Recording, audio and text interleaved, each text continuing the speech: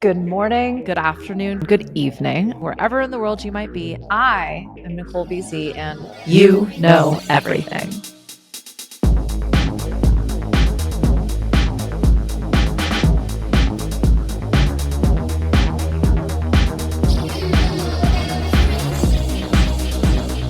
You're back, which means you've stuck around. You weren't just here for the musicians. You're here for the deep thoughts.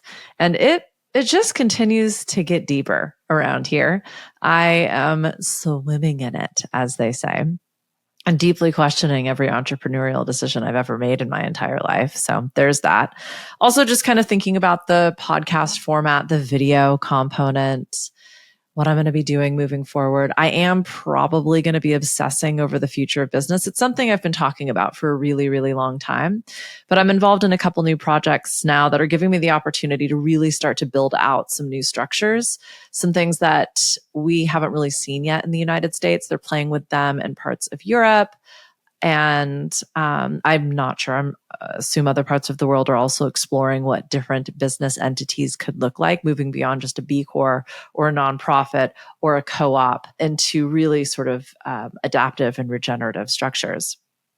Why are we talking about all of this right now? Well, it's pretty dang obvious that what's been happening isn't going to keep happening. It's just completely unsustainable. And as we watch the dumpster fire that is our political and economic and societal circus continue to masquerade as functional, it is forcing those of us who are willing to ask, can we do better? And not only debate the opportunity, but actually experiment. And believe me, you, my friend, it's fucking hard. I am crashing and burning in a lot of different areas, and a lot of different experiments have failed. But that is, I think, what is so important about remembering we are attempting to create something completely new. And we can look at 1,000 different examples, many of which have been shared on this podcast, at how certain inventors, certain creators, certain thought leaders tried and tried and tried again, and spent, quite frankly, a lifetime crashing and burning and failing before they stumbled upon the thing. I did not sign up for that on purpose. Definitely did not get the assignment, nor did I get the memo. But I am very committed to this exploration and gratefully am finding other people who are doing the same. So what I wanted to do today and over the next couple episodes is talk about those people, but very specifically some of the thought leaders and researchers and scientists and theorists who have been probably more on the academic side than anything else. And so I get academia ain't business if you can't do teach, right? And I'm debating teaching right now, if that tells you anything about where I'm at. But what I will say is there is something to looking forward to synthesizing data, to looking back to see where history rhymes. I personally don't believe history repeats itself, but also as someone who is mildly obsessed with World War II, which kind of demands an interest in World War I. And I think it's pretty obvious why I'd be delving back into those particular moments in our history, which is then leading me into the collapse of various empires and the common threads that we can pull through all of them into this moment right now. It's pretty obvious why the sweater is unraveling. What I like about these deep thinkers is they are optimists. And I heard this earlier today on a podcast. Someone said, the critics of the world are not pessimistic. They're not just asking what's wrong, but they're suggesting we can do better. And so I think that's what each of these individuals are doing. I'm going to give you broad strokes today. And then I think in the next episode, we're going to talk about this very specifically in terms of different structural, systemic, and systematic ways that you can actually apply this to your work, whether you're working for somebody else or building your own business, or you've started your own business many moons ago and you're wondering why and where could this potentially be evolved into this, what I like to think of as 21st century business building. The future of business isn't coming, it's already here. And the problem that most of us who are in charge, who are leading, who are running companies are facing is that it's not just the business. It's not just the constructs within which we work. It is the workers themselves. Everybody's running on like factory default. People are still paying attention to time clocks. I still have clients being like, but I don't see them on Slack, green and available. They're not available on Teams when I need them. Like, I'm just scanning to make sure people are there at 7 a.m. and there at 7 p.m., even though we're talking about an anti-burnout culture. And one of my clients says that. I know she's listening. This isn't about you. I just winked if you are just listening. I know how hardwired I still am for productivity as a metric for success. On days when I feel like I got a shitload done, I feel better. Even when my day has completely devolved into putting out fires because of people that I work with who are more interested in selling me the thing or getting me off their case than they are actually getting the job done, which would take more time, which would actually cost more money. In the short term, but in the long term, everybody wins. And the fact that I continue to get to have these discussions is just demonstrative of the fact that we still have, I don't want to say a long way to go. I never like to say how long it's going to take, but it will take repetition. It will take practice. It will take an openness. And the leaders, which is going to be another episode coming up, I don't even want to say we have a responsibility, because I think most of us would absolve ourselves of this role. We're just hardwired for it. We get to toe the line. And that's what trailblazing means. It means you're out in front, you're getting cut, you're getting burnt, you are getting ostracized, you are alone, you are exhausted, you are hungry, and you eat last because you've got to show, not tell. And it is a very challenging job, especially now. The 21st century is not an assembly line. It is an ecosystem. It is mycelial. It is going to take a network of trust as what we have used to rely upon in terms of certainty and predictability dissolves. Creativity, intelligence, I should say this intuitive sense, is the new leadership. And that cannot be monopolized. That cannot be automated. I am obsessed with emergent, adaptive, regenerative, decentralized business, not just as buzzwords, not just so that the algorithm recognizes me, but because to me, these aren't just strategies. This is about survival. This is about human ideas. These are the brave blueprints for how we will build now. And this isn't just about making your business more efficient. This isn't about profitability. This is about civilized design. This is not just surviving, but thriving. And most importantly, this is about what we leave behind. So yeah, like I'm kind of obsessed with this. I'm even thinking about, I think I mentioned this at the beginning, turning off the video so I can really just talk again. That's how I started this podcast, was audio only. And quite frankly, YouTube and video algorithms are participating in behavior I don't find very trust building or civilized. And I'll leave it at that. So thank you for listening to my tirade. I will get off of my soapbox now, and we're going to talk about some researchers, some thought leaders, some people who have been asking some really interesting questions. Like I said, next episode, I'm going to get into the nitty gritty of it. This is just going to be kind of an overview on why I am obsessed. So I don't expect any of you to actually continue listening from this point on, but if you want to hear it, here we go. So Margaret Wheatley, circa the late 1900s, aka the 90s, which I think is really interesting because Pete Drucker wrote a book, a seminal book I remember stumbling upon in my very punks rock days. It was in the 90s when I found participatory economics, when I started researching macroeconomics, when I started looking at alternative systems to capitalism. I started reading Chomsky, and I really started to go, wait a second, this seems like a road to nowhere, but like everybody's driving on it. So I went and lived overseas for the first time when I was 16. I not on purpose, but I found myself surrounded by a bunch of anarchists is a strong word.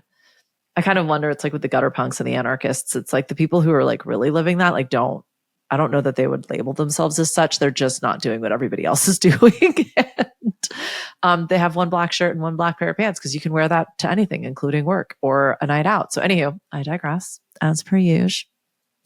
But the 90s were an interesting time. And if you know, you know. And so it doesn't surprise me that actually a lot of this particular frame of thought when it comes to business as an organism, not an organization, but as a living and breathing entity of its own. And what does that mean in terms of cycles? What does that mean in terms of networks? What does that mean in terms of the individual cells, aka people that are a part of it?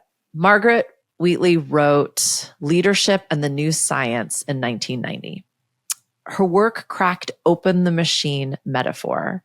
She showed us organizations are living systems and leaders aren't engineers just tightening bolts. Leaders are actually gardeners cultivating conditions for growth. A really interesting leader I'm going to talk about probably a lot more over the next few episodes was one of the founders of Patagonia, who said the worst day of his life was when he found out he was on Forbes's billionaire list, which I think was around 2017. He didn't think that turning Patagonia into a nonprofit was enough, nor did he think that creating a trust that then further separated the owners and the founders and the business structures and created a whole new entity in and of itself was, again, enough. It felt more like tax strategy than purposeful creation. He believed in the ecosystem of the economy. So he gave the business away, famously, just moved it along. And it doesn't make any sense with our current framework of business because we think of business as a machine and therefore all of us as cogs in the works. But what this individual did was see it as alive. And therefore, by creating a separate entity, he gave it life. And then by letting it go live its life without his ownership and control any longer, he truly birthed that into the world. In 2014, Frederic Laloux gave us Teal Organizations and Reinventing Organizations, his book. Self-management, evolutionary purpose, wholeness. There were certain leaders that realized we're treating our employees like they're idiots. And then we get upset about their quote unquote productivity or output or engagement. Like, how much can you expect from an idiot? So leaders like Buurtzorg, the Dutch healthcare organization that ditched managers and let nurses self-organize.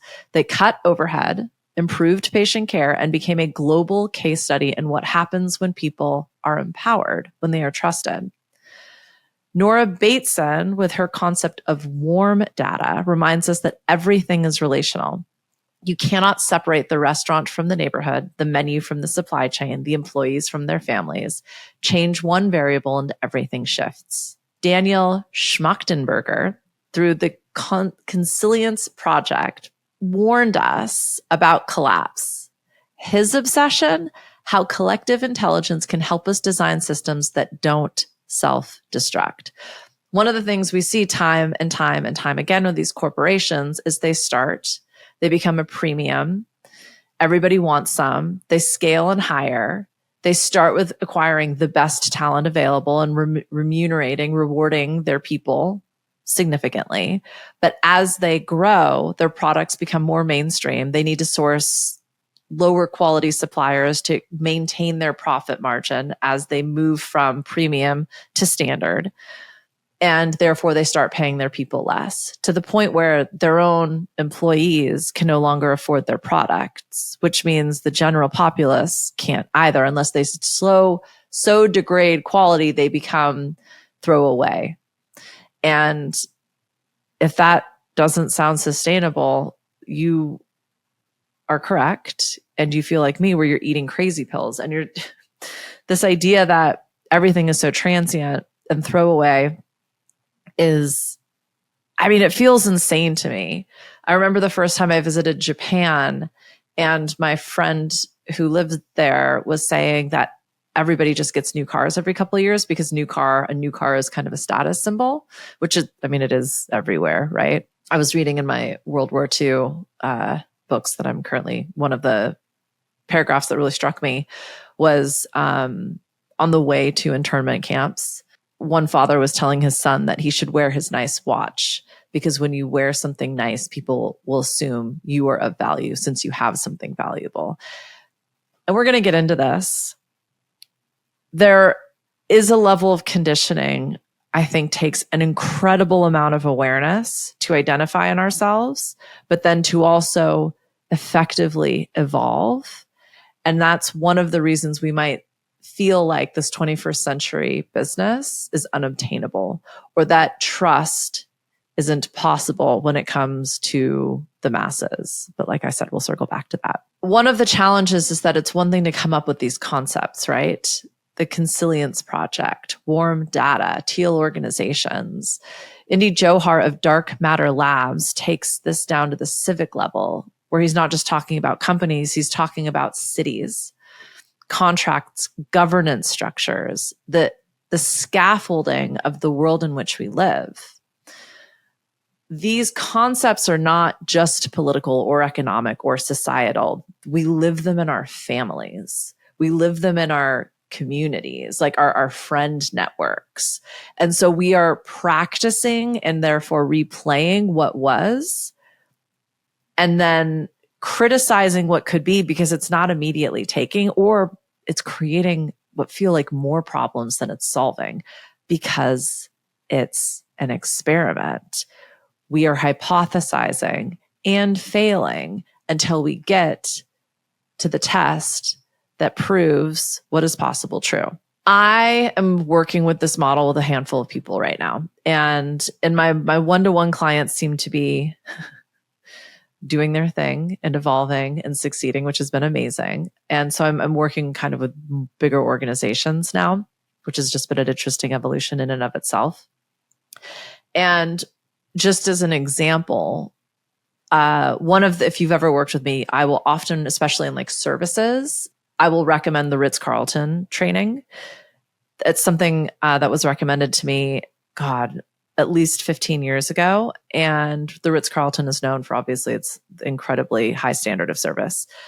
And they finally started creating sort of like an online certification program, initially just for restaurants and servers, and then hospitality workers. And I actually heard about it from a real estate agent, so on and so forth. The point being, one of their hacks is you empower every single one of your employees at any level to be able to solve the problem on the spot. And that gives individuals an incredibly high level of autonomy. Teaching people to take that level of responsibility and to make decisions in the moment isn't just challenging. It takes an entire rewiring of their system. And I've talked about this many times before, like your people need to feel like it's okay to make a mistake. Your people need to feel like it's okay to communicate asynchronously, which means in their own time for you to review or not review. If you're not available, if you're not able to make an approval, if you're the bottleneck, how can we remove that obstacle to empower people to actually problem solve and think critically? It's before the problem solving, right? But one of the things I took for granted is that some of us are wired to lead and some of us aren't. And teaching those who aren't how to just simply make decisions in a moment and to take the responsibility for that takes time. And firstly, you just simply need to identify the gap. We are all programmed to default to the leader right now. It's what we've been doing for thousands of years. Now, some of us just seem to be born leaders, but for the rest, how can you create the space? How can you even identify the gap that this person doesn't know how to do the thing you're asking them to do? And then how can you create a system that supports them, the space that they can practice and hypothesize and test and fail and eventually succeed? That's another podcast episode. But the point being, it's not as simple. And no one is saying it's as simple as just, and we'll talk about a horror example as well, where the organization said you were adopting this new practice of decentralized decision-making. I think they called it whole Autonomy or something. It was a really bad name. When I get to it, I'll remember it in my notes. And they said, if you don't adopt this within the next 90 days, you will be let go. Instead, a third of this corporation quit. That's how hard making decisions was for them. So when we think about system thinkers, which was kind of the buzz term in the 90s, everybody that I just shared was sort of lumped into systems thinking organizations in terms of networks, in terms of these living, breathing entities. What we're now asking is, how do we take those systems to build the map for the future? How do we hack 21st century business? Penny Rafferty's Black Swan DAO. We're going to talk a little bit about DAOs, which are decentralized autonomous organizations. I was the CEO of a DAO for a couple of years.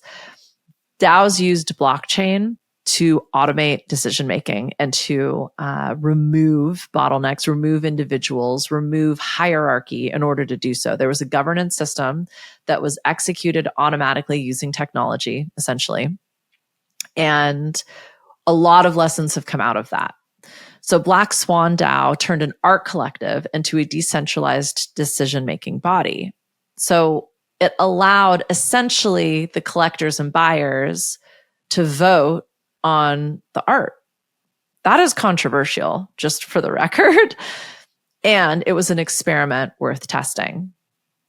That's governance as culture, which is interesting.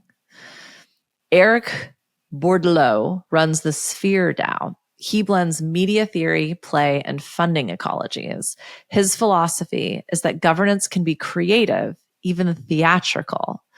So imagine a bar that runs an annual festival of cocktails where customers, bartenders, and suppliers all experiment with menu governance through playful rituals. That's Bordelot's spirit.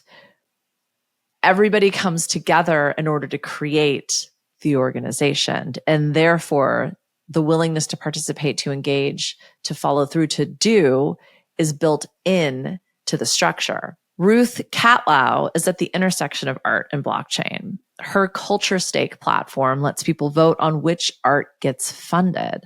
Translate that to hospitality. Imagine if diners directly funded the next build out of a rooftop bar, not through crowdfunding, but as cultural co-ownership.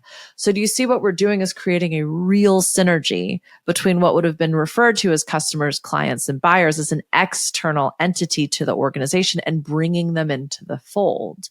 So we're not crowdfunding and essentially buy before you experience, but we're asking you to design the experience. And in doing so, yes, you're making an investment, but you're also going to be receiving in the benefits. Stackout Troncoso with his disco warned, because DAOs have their challenges.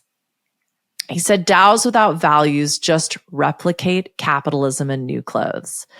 Discos prioritizes care work, feminist economics, and the commons. So it's not just about tokens and wallets, it's about designing for equity. So a lot of DAOs saw what was happening, and this is one of the biggest problems in crypto, I believe, is that we're just replicating capitalism. Essentially, we're just gambling. We're taking kind of the worst of capitalism, greed, and scarcity, and then creating all different forms of currencies, aka tokens, and betting on them, right? And using some pretty debatable techniques in order to create, air quotes, profits. So the DAO that I ran for a little while was called City Roots DAO. And the idea was that participants, firstly, there was a token that was created. So you could buy that token using whatever fiat currency you wanted. So you were converting your fiat currency, your local currency, your government standardized currency in the US, it's the US dollar, the Swiss franc, the Mexican peso, the Japanese yen, so on and so forth. You convert that into whatever cryptocurrency you want, and then you can use that to trade for the currency of the DAO.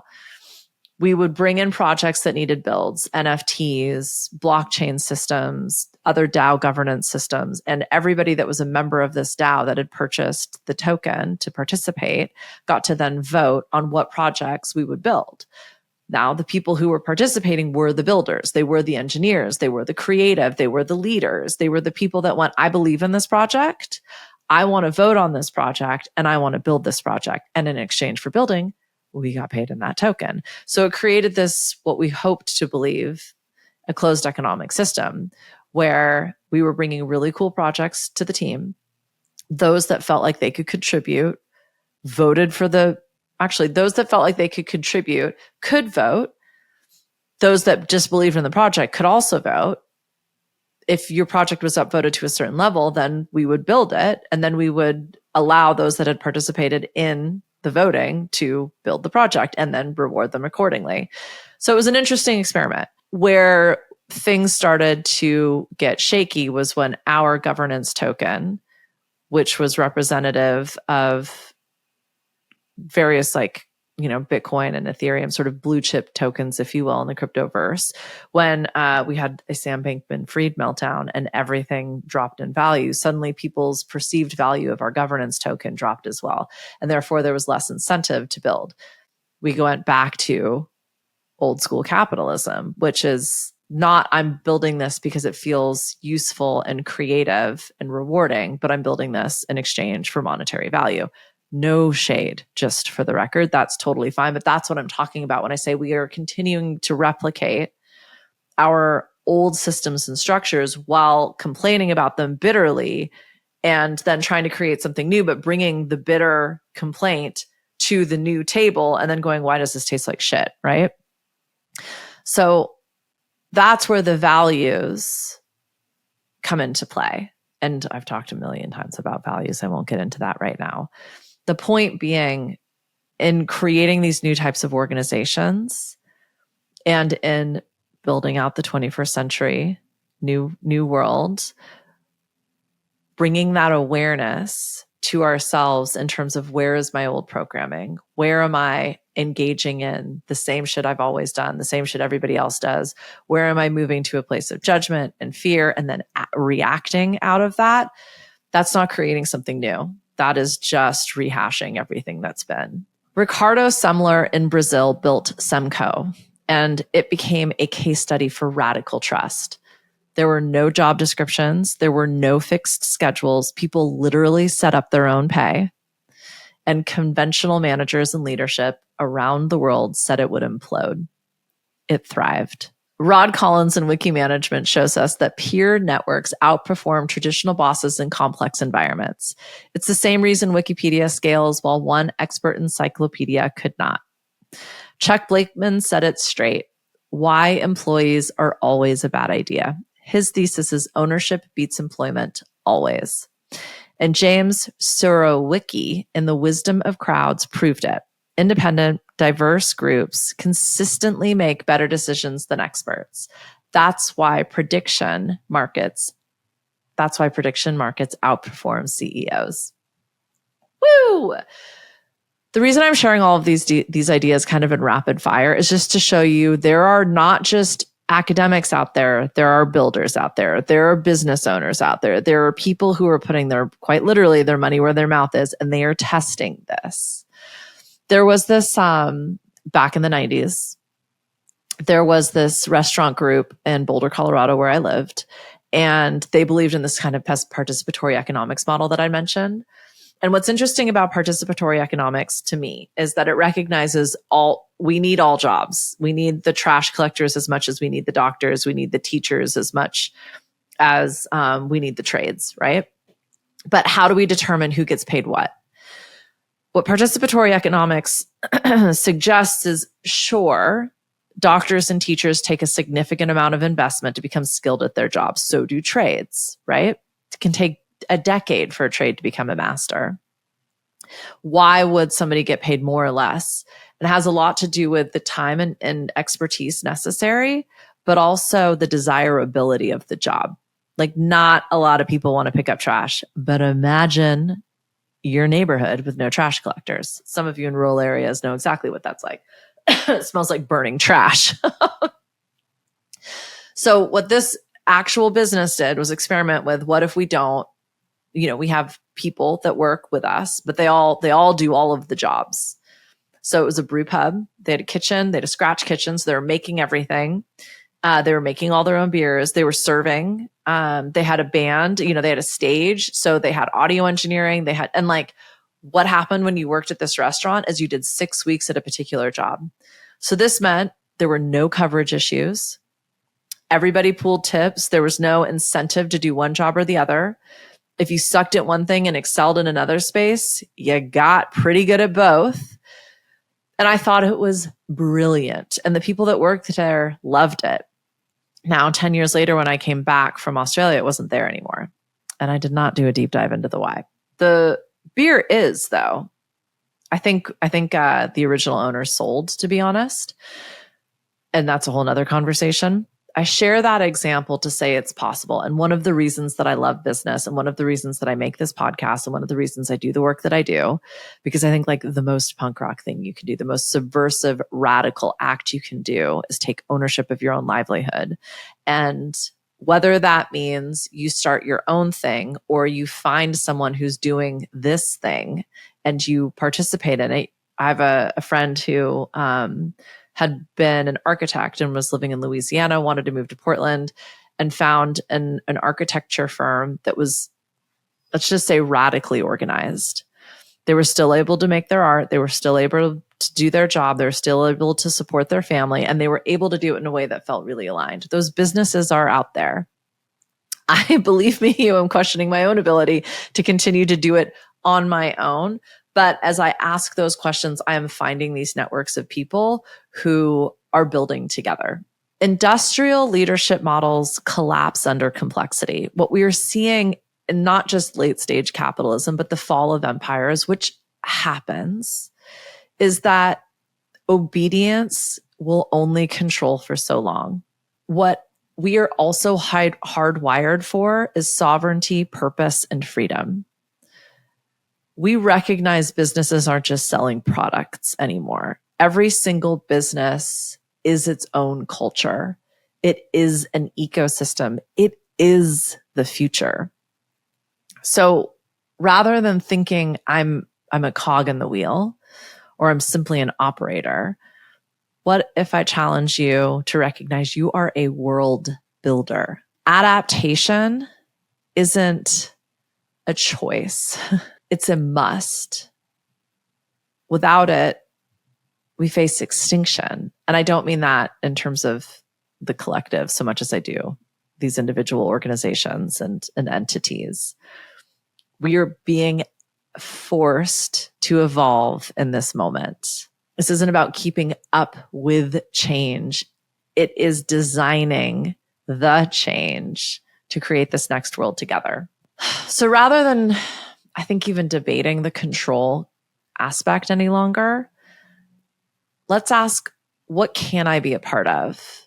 And how can I nurture that ecosystem? So when you think about some of your biggest complaints, what if we accept those structures for what they are and ask, what if this isn't a problem? That is one of the most challenging questions I present to my people. So thank you for even hearing that. But truly, if this isn't the problem, then where can I focus my energy? Radical trust is not naive. It is leverage. Every rule you remove doubles the speed of possibility. Find one intrinsic system you use. This can be basic, like drink your coffee after your workout instead of before. Believe me, I recognize that as blasphemous. Try your workout in the evening instead of in the morning. Switch up the commute to whatever, we go over a lot of these. It sounds silly sometimes when I find myself repeating them, but I have so many fucking rules. It shocks me all day, every day when the more that I can pay attention to them, well, I have to do this in order to do that. And I can't do this until that thing's done. It's just not true. I'm recording this podcast right now in defiance of those rules. That's where you can start your own experiment. That's how you start to build trust, which I think is going to be pretty useful for all of us right now. I am deep in that experiment myself. So delete one rule and see what happens. What if you could trust that outcome? The next big market isn't a market at all. We keep looking at what was and then trying to build that again. We're looking at a commons. We're looking at a co-op. We're looking at a mycelial network. And this can be as small as your home or as big as your country. You get to participate in whatever layer supports you, feels alive for you, feels networked within you naturally. Align with values and go listen to the 80 other podcasts I have on that. Share your knowledge, give back. That's what I mean by nurturing. Shared resources demand trust, and it's a really great way to build that muscle. These aren't just strategies. These are seeds. Plant them, and you are not just running a business. You're building, you're nurturing, and therefore you will harvest in this 21st century future world that is now again. Whew. Well, okay. Kicking off this season. I don't even actually know what season we're in right now. Lol. That feels very apropos. I meant specifically for the podcast, but I think you're smelling what I'm cooking. Sign up for the loop. That's all I got. I think there's going to be some pretty drastic changes for me in this business and everything moving forward. So I'd love to hear your thoughts, what you think is working, what you think could be done better. If you're married to the visual component of this podcast, let me know. I'm seriously considering getting rid of it. That just might be a moment right now that is happening. But anywho, thank you for being here. I appreciate you. I love you. And I'll talk with you soon.